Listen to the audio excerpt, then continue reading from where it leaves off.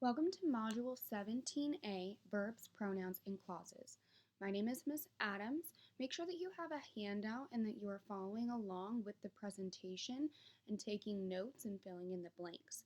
If at any time during the presentation you need to pause the video to finish taking notes or complete an activity, feel free to pause it and then resume playing once you are ready. All right, so Standard 17A, students need to understand the function and use of conventions of academic language when writing. Specifically, understand active and passive verb tense, understand reciprocal pronouns, and understand relative clauses. So the skills we will use today is first being able to understand verb tense, form, and voice, and also types of pronouns. And then we will use their verbs and their pronouns to accurately within a clause or in a sentence. All right, so first we need to understand what a verb is. Well, a verb is a word that shows action or describes a state of being. We also need to understand what verb tense is. Verb tense is the time at which the action or the verb happens. So the verb is the action and verb tense is the time when it happens. All right, so now we need to fill in this chart. It's going to help us understand not only the verb tense, but also the different forms of verbs. All right, so first we have present tense simple form. All right, that's just regular skate. All right, so then if I were to go to past tense simple form, I would add the ed to make it past tense and make it skated. Future tense, you have to add the word will. You take off the D and you will skate. So that's just the simple form of present, past, and future tense. Now let's look at the progressive form. In the progressive form, you add the ing, or we call this a gerund, to the end of the word, okay? So I am skating. We were skating. I will be skating. So you just have to add I, is, or are depending on which noun you are having in your sentence. And then you just add the gerund, the ing, to the end of the verb. Same thing with past tense and future tense. Future tense always needs the word will in front of it. So that's the big difference. All right, now let's look at the perfect form. Perfect form will always have an ed at the end of the word. It also has the word have or had in front of it. So the present tense of the perfect form would be I have skated or I had skated before. The past tense is I had skated. The future tense is I will have skated. Now we have perfect progressive form, which is going to have the words had been in front of it. So I had been skating, ing. Because we have this progressive always means ing. So I had been skating. I had been skating. I will have been skating.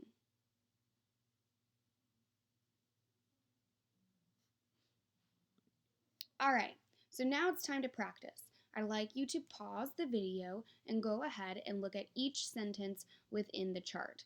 These sentences are incorrect, so I need you to use the chart that we just filled in to figure out how the verb tense and the form might be wrong. Then you're going to revise the sentence to correct it and let me know what's the correct verb tense in the correct verb form. So again, pause the video, go ahead and do this activity, and then you can resume. Welcome back. All right, so at this point you should have a revised sentence in the middle column, and then you should also have your verb tense in your verb form. So I'm not going to give you the answers because it's really important that you practice. However, I will let you check your verb tense and verb form here on this side. So in the first sentence, you should have a present progressive or present perfect progressive form. In the second sentence, you should have past simple. In the third sentence, you should have future progressive. Sorry, guys. And then in the fourth sentence, you should have past simple. All right? Okay, so let's apply these skills to a multiple choice question because that's how they're going to test us on that ACP. So I see the sentence, to fish is Derek's favorite sport, and he's done it all his life. All right? So to fish is actually considered the infinitive form or the non-conjugated form of a verb. When we change a verb to past, present, future tense, or like perfect progressive tense, we're actually doing what we call conjugating a verb. So to fish is the unconjugated form of the verb, and we need to put it in the correct form. So which is the best way to revise the sentence? Well, I know that I probably want present progressive form. So remember that progressive means ing, or you add the gerund, because he's currently doing it and he will continue doing it since it's his favorite sport and he's done it all his life. So I want something with that ing, all right? So I'm going to go into each answer choice. A says, fished is Derek's favorite sport and he's done it all his life. Well, that's past tense. I don't want past tense, so that one's out. B says having fished is Derek's favorite sport and he's done it all his life. I think that that's perfect tense. Have fished would be perfect tense, but I see the ing on having, so I'm like not really sure, and it's definitely not what I want anyway. C, fishing is Derek's favorite sport and he's done it all his life. Well, that's present progressive. I'm in the present tense and I have that ing on the end of the verb, so I think I like that one, but I'm going to check D just in case. Will fish is Derek's favorite sport and he's done it all his life. Well, will at the beginning of a verb is future tense, and I don't want future tense because I know that he's already fished and that he continues to do it, so I don't want it to be only future tense. Therefore, my answer would be C. All right, so let's look at active and passive voice. Active voice is when the subject performs the action. So I like to think of it like with the slogan for McDonald's. I'm loving it. That would be an active voice. I am performing the action because I am doing the loving. Then we have passive voice. That's when the subject is acted upon. So if I were to change the McDonald's slogan to a passive voice, it would be, it's being loved. So that the subject is being acted upon. It's just flipping the subject and the verb. All right, so let's look at the different verb voices and some examples of them. So let's use the verb throw. If it's actively used in a sentence, then it's going to sound something like, Nestor throws the ball across the field. The passive version of that would be, the ball is thrown by Nestor across the field.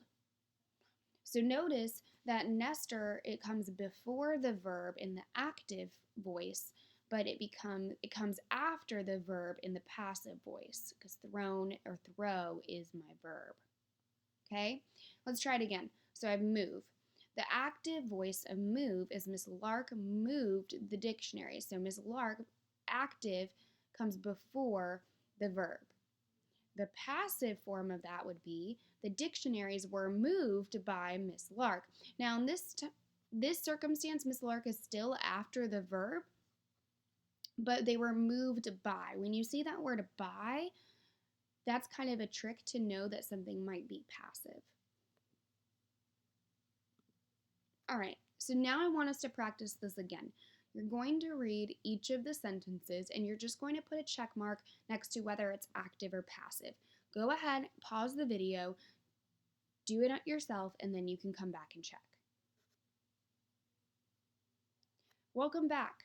So let's look at this first sentence. The turkey was eaten by the whole family. That's passive voice. If I were to make it active voice, I would say the whole family ate the turkey. The second sentence, the captain hunted the shark for a long time. Well, that's active voice because the captain is actively doing the hunting. Michael brought the cat into the house. That is also active voice because Michael is actively bringing the cat into the house. The leaves were swept up by the volunteers. That's passive voice because the volunteers are the people doing the action, but they came after the verb swept. So it's a passive voice sentence. All right, let's go ahead and move on to that multiple choice question and practice it in that format. So it says the pictures had been drawn by him when he was 5 years old. So we see that we have a perfect progressive verb form right now, and we also have a passive voice because he drew the pictures, but him is after the passive or the verb. All right. So which is the best way to revise sentence 5? A says the pictures will be drawing by him when he was 5. Well, this is future progressive with passive voice. I don't like the future progressive, the drawing, because he has already drawn them if he was 5 when he did it. So it should be past if anything. So I don't like the future. B says he had drawn the pictures when he was 5. That's past simple, which I like, and it also has an active voice, which I think sounds a little bit better in this sentence than the passive voice that's used in the original sentence. So I like B. C, the pictures have been drawn by him when he was 5.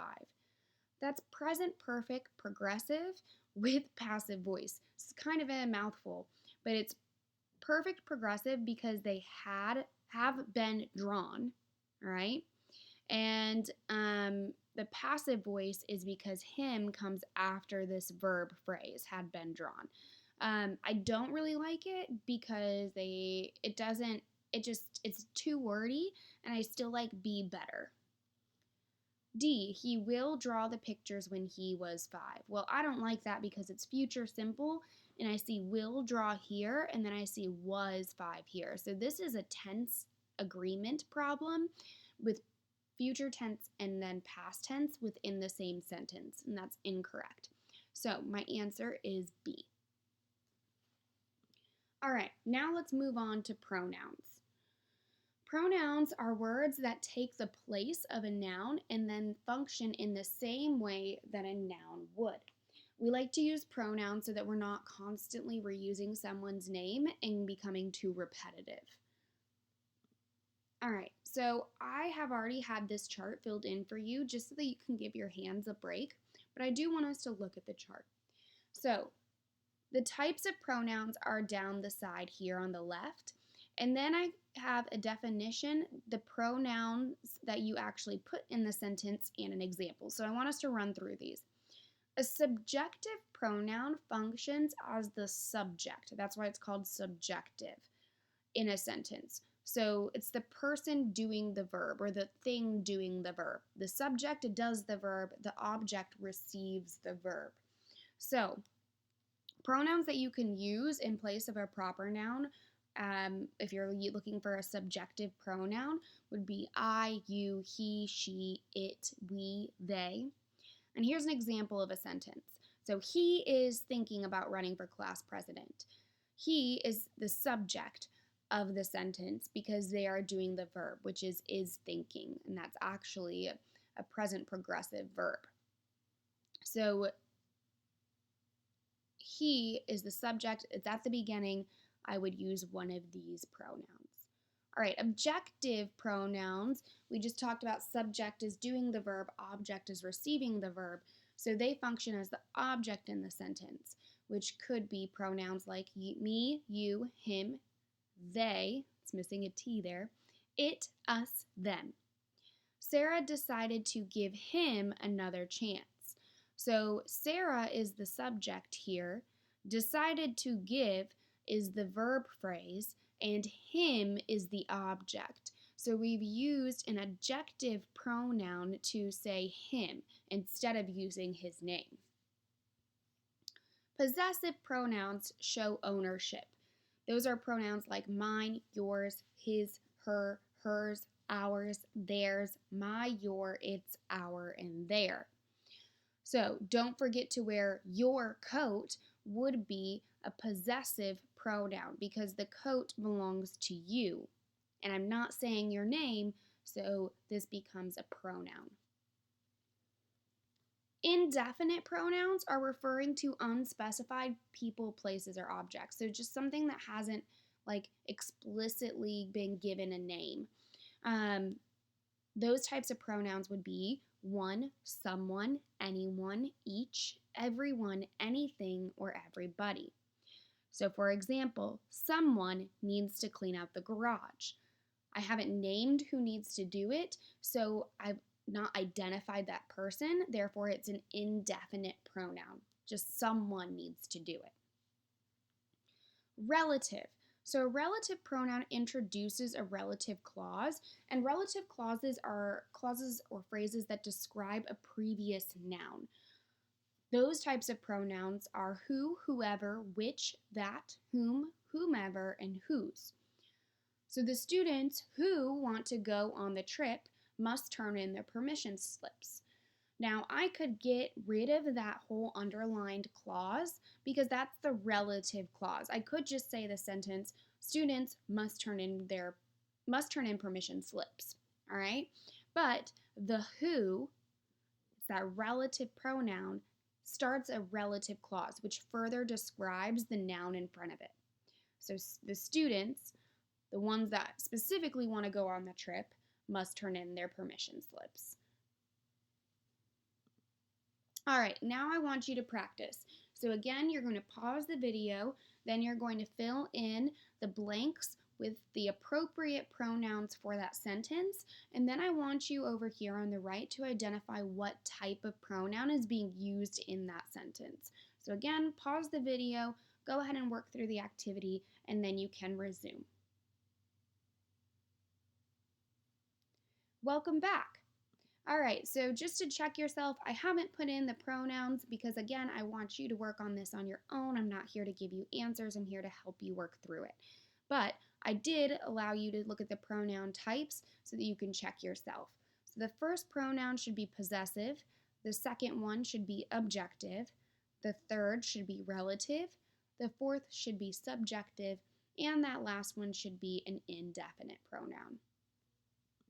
All right, so now we're going to apply this skill to the multiple choice.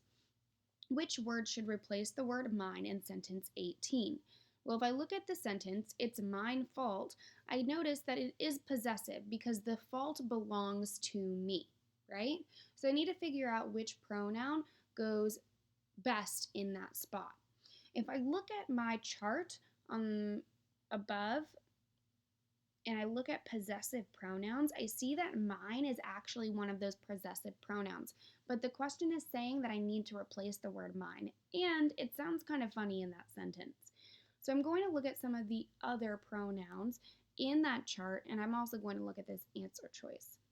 I don't see myself in the chart. I don't see mines in the chart, and that's actually not even a word. I don't see me in the possessive pronouns chart. I do see it. I do see it in objective, but I don't see it in possessive. So it can't be C. And then I also see my in possessive. So I'm going to substitute each of these words in. And the only one I can really substitute in to make sure that it's correct is D. So it's my fault. And that makes sense to me. It sounds a lot better than it's mine fault. So the answer here would be D.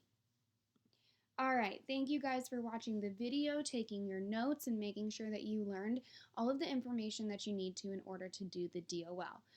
Go ahead, give your handout to your teacher, have them check it, get your DOL, and then you can begin. Good luck.